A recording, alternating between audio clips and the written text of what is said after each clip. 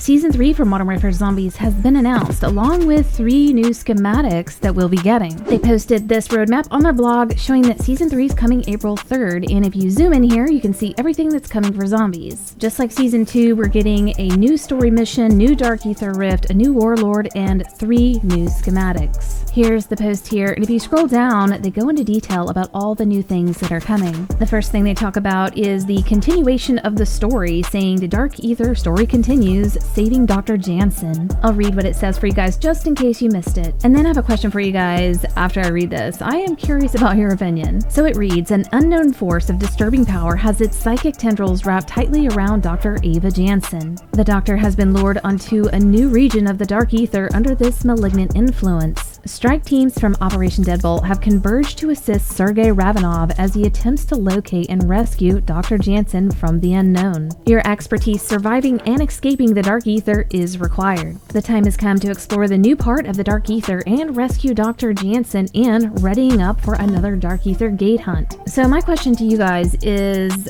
how many of you care about this storyline, pay attention to it, or even know what's going on? Comment down below how you feel about this storyline. Like, is it intriguing to you? Are you curious about it? Are you following it? Or do you ignore it and you really have no idea what's going on because it's not interesting? I'll be reading all your comments because I am super curious to know like what you guys think about this mode and this storyline. This storyline, in my opinion, had a lot to live up to, and it's kind of a snooze fest, but maybe some of you are enjoying it. The next part talks about an additional unlock quest, a third rift, and more. It reads, the third Dark Aether rift is just as ornery as past 2. Expect a series of unlock objectives focusing on finding and attuning several relics, allowing access through the gate. Accomplish these tasks to step into the ethereal voidscape and face the terrifying horrors lurking within, claiming valuable rewards if you survive. Squad up and help Operation Deadbolt continue to contain the onslaught of the undead. So this quest is basically a copy-paste from Season 1 and Season 2. They're not really changing anything up. How do you guys feel about that? It's a little repetitive and it doesn't get me super excited,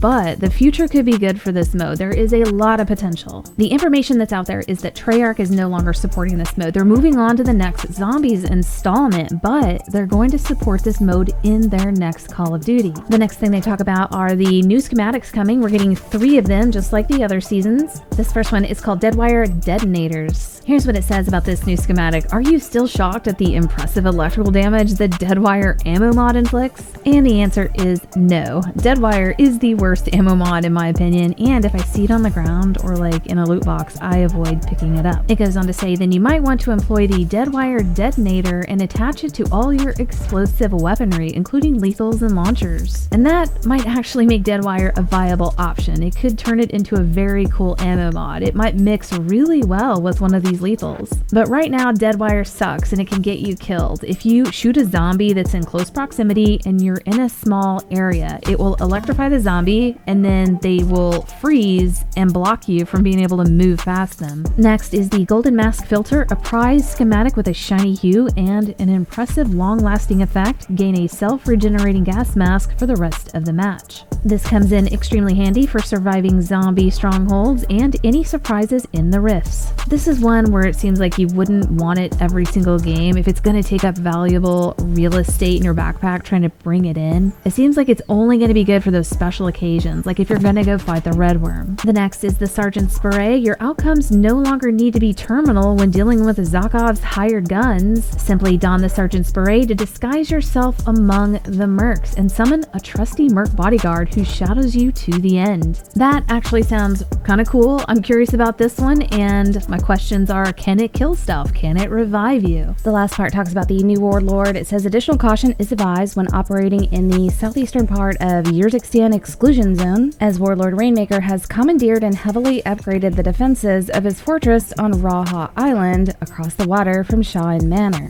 As his codename suggests, this Warlord is an artillery and demolitions expert, and though his island compound is relatively easy to reach, stepping foot on the island with your limbs still attached may be more of a challenge. Expect mortar rounds and RPG fire to descend on your squad, with assault maneuvers made even more difficult due to the water surrounding Rainmaker's lair. Fast transport is recommended, and once you disembark, try to ignore the chaos and focus on the fortress.